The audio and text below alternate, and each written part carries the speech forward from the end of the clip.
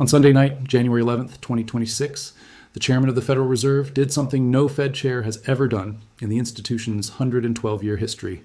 Jerome Powell recorded a video message and posted it to the Federal Reserve's website. Not a press conference, not a prepared statement read from a podium, a direct personal address to the American public. And what he said changed everything. The Department of Justice served the Federal Reserve with grand jury subpoenas, threatening a criminal indictment. Those were his words. The chairman of the most powerful central bank on earth, the person whose decisions moved trillions of dollars across global markets, was publicly announcing that his own government was threatening to put him in prison. His alleged crime? Testimony before the Senate Banking Committee about a building renovation. But Powell made it clear that the renovation was a pretext. The real reason, in his own assessment, was this. The threat of criminal charges is a consequence of the Federal Reserve setting interest rates based on our best assessment of what will serve the public, rather than following the preferences of the president. Within hours, the dollar fell against every major currency. Gold, already in the middle of the most explosive rally in 46 years, surged to fresh highs. Markets around the world recalibrated a single terrifying variable. The independence of the United States Federal Reserve might be ending. Not in theory, not in some academic's warning paper. Right now. President Trump asked whether he was behind the investigation, told NBC News he knew nothing about it. 2 days later, he called Powell either incompetent or crooked, said that jerk will be gone soon, and reiterated his demand for dramatically lower interest rates. Jamie Dimon, CEO of JPMorgan Chase, the largest bank in America, responded the same day. Anything that chips away at Fed independence is probably not a great idea. In my view, it will have the reverse consequences. It will raise inflation expectations and probably increase rates over time. This is not a political story. This is a financial architecture story. The Federal Reserve's independence is not a tradition or a courtesy. It is the structural foundation on which the dollar's credibility, America's borrowing capacity, and the entire global reserve currency system are built. And right now, that foundation is cracking in real time. To understand what this means for your money, your savings, and the prices you pay for everything, we need to understand what the Federal Reserve actually is, why it was designed to be independent, and what happens when that independence disappears. The Federal Reserve was created in 1913 after a series of devastating financial panics that wiped out banks and savings across America. The idea was simple but radical. Create an institution that manages the money supply and sets interest rates based on economic data, not political pressure. Give it independence from the president, from Congress, from elections. Because the single greatest threat to any currency is a government that prints money to win votes. This is not an abstract principle. History has tested it repeatedly. In the 1970s, President Nixon pressured Fed Chair Arthur Burns to keep interest rates low ahead of the 1972 election. Burns complied. The result was the worst inflation crisis in modern American history. Prices doubled. The dollar lost half its purchasing power. It took Paul Volcker, Burns' successor, raising rates to 20% and triggering the deepest recession since the Great Depression to fix the damage. That is the price of a politicized central bank. Not a theory, a receipt. The system that emerged from that lesson was deliberate. The president nominates the Fed chair, but once confirmed, the chair serves a fixed 4-year term and cannot be fired for disagreeing with the White House. Governors serve 14-year terms. Monetary policy decisions are made by a committee of economists who examine inflation data, employment figures, and financial conditions. The entire architecture is designed to insulate one decision, the cost of borrowing money from political interference. And it has worked. For decades, the dollar has been the world's reserve currency, held by central banks everywhere.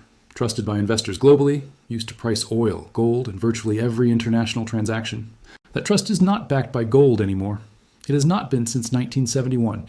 It is backed by a single belief, that the United States will not destroy its own currency for short-term political gain. If you are following the logic, if you can see where the current trajectory leads, subscribe and hit like, because what happened after Powell's announcement accelerated faster than anyone predicted. The United States currently carries $38.56 trillion in national debt. Interest payments alone are on track to exceed $1 trillion in 2026, nearly triple what they were just 5 years ago. The government adds approximately $6.4 billion to this debt every single day. That is $267 million per hour, 4.4 million per minute. These are not projections. These are numbers published by the Congressional Joint Economic Committee in February 2026. Now here is where the math becomes existential. When a government owes this much money, it needs two things: low interest rates to keep the debt affordable, and a strong currency to keep attracting buyers for its bonds. These two things are in direct conflict. Lower rates weaken the currency. A weaker currency makes foreign holders sell. Selling drives rates up. The only institution standing between this feedback loop and a full-blown debt spiral is the Federal Reserve, and the president is trying to take control of it. Trump's war with the Federal Reserve did not start with a criminal investigation. It has been building for years. During his first term, he called Powell the biggest threat to the economy, bigger than China. He accused the Fed of being clueless. He publicly demanded zero or negative interest rates. Powell held firm. Rates stayed where the data dictated. When Trump returned to office, the pressure intensified. The Fed cut rates 3 times in the second half of 2025, bringing them down from their cycle highs. But for Trump, it was not enough. He wanted larger cuts, faster. He wanted rates slashed to supercharge economic growth, reduce government borrowing costs, and boost the stock market ahead of the midterm elections. Then came a series of escalations that stunned even veteran observers. In August 2025, Trump fired Fed Governor Lisa Cook, citing allegations of mortgage fraud. Cook had not been charged with any crime. She challenged her removal in court, arguing that the president does not have the authority to dismiss Fed governors for policy disagreements.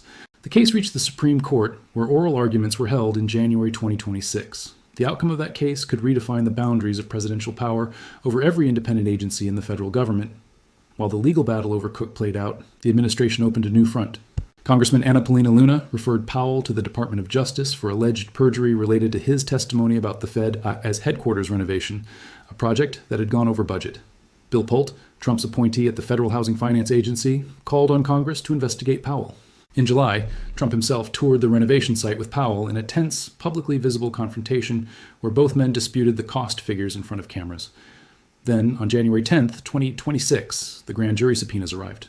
U.S. Attorney Jeanine Pirro's office delivered them directly to the Federal Reserve. The most independent financial institution in the Western world was now under criminal investigation by the executive branch it was designed to be independent from. The reaction was immediate and bipartisan.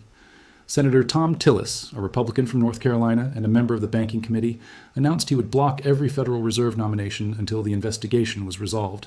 If there were any remaining doubt whether advisors within the Trump administration are actively pushing to end the independence of the Federal Reserve, he wrote, there should now be none. Senator John Kennedy, also a Republican, said, if you wanted to design a system to guarantee that interest rates would go up and not down, the best way to do that would be to have the Federal Reserve and the executive branch get in a pissing contest. Drop that in the comments if you think that line hits different. Because Kennedy, intentionally or not, identified the precise paradox: the more aggressively a president attacks the Fed to get lower rates, the more markets lose confidence, and the higher rates actually go. 2 weeks after the criminal investigation became public, on January 30th, 2026, Trump announced his nominee to replace Powell, Kevin Warsh, a former Fed governor, Morgan Stanley executive, and Stanford fellow. The markets reacted instantly. Stocks dipped, the dollar strengthened, and precious metals plummeted. The message was clear. Wall Street interpreted Warsh as the safe option, the adult in the room, someone who would not simply do Trump's bidding. But the situation is far more complicated. Warsh once called for regime change at the Fed and publicly criticized the institution's credibility. He is married into the Estee Lauder family. His father-in-law, Ronald Lauder, is a personal friend and donor of the president. And most importantly, his confirmation is not guaranteed. Senator Tillis confirmed he would oppose Warsh until the Powell investigation is resolved. Without Tillis, the Banking Committee reaches a stalemate, and Senate Majority Leader John Thune admitted on the record that Warsh probably could not get confirmed under those conditions. Meanwhile, gold had already told the entire story before any politician opened their mouth. On January 26th, 4 days before the Warsh nomination, gold broke above $5,000 per ounce for the first time in history, reaching $5,500. That is a 100% gain in 12 months, the biggest annual surge since 1979. Goldman Sachs raised its year-end target to $5,400. JPMorgan went to $6,300.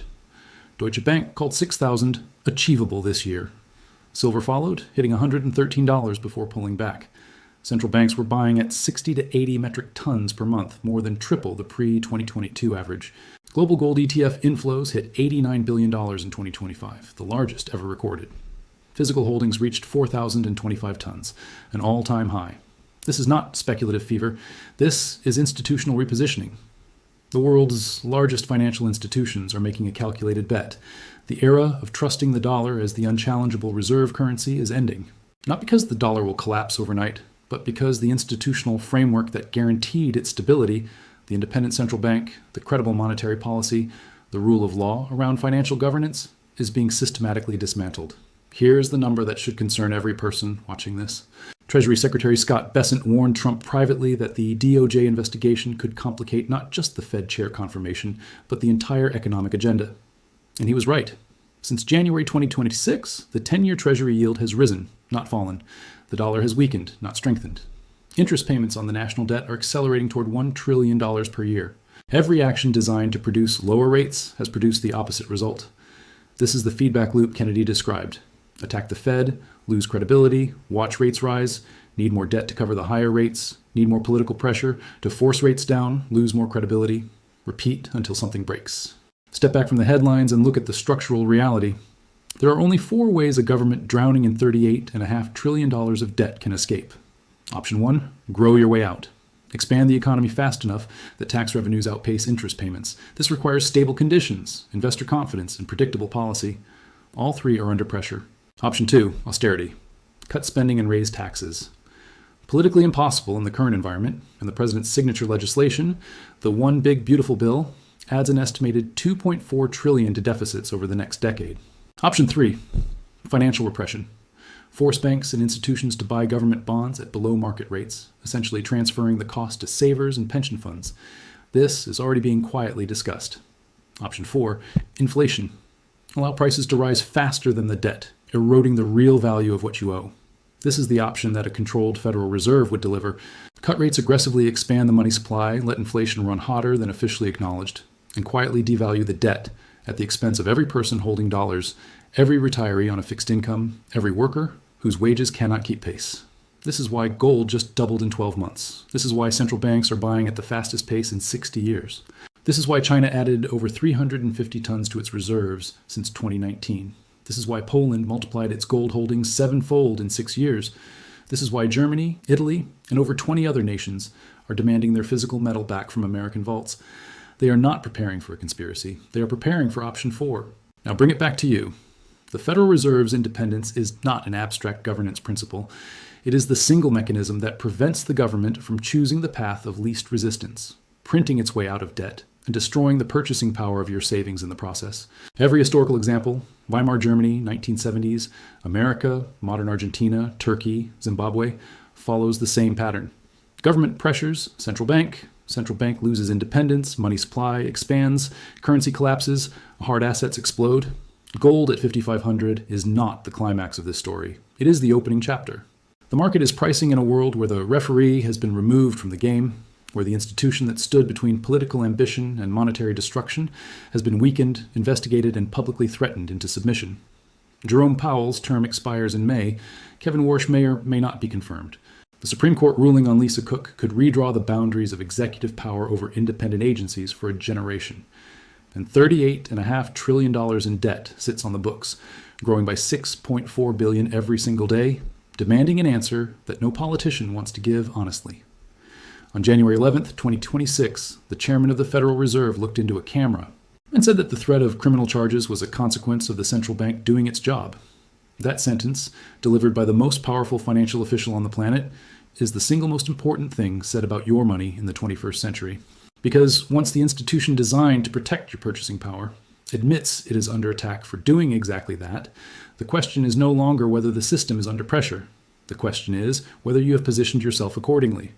Because in 112 years of the Federal Reserve's existence, no chair has ever had to say what Powell said that night. And the fact that he did tells you more about where this is heading than any price chart, any headline, or any politician's promise ever could.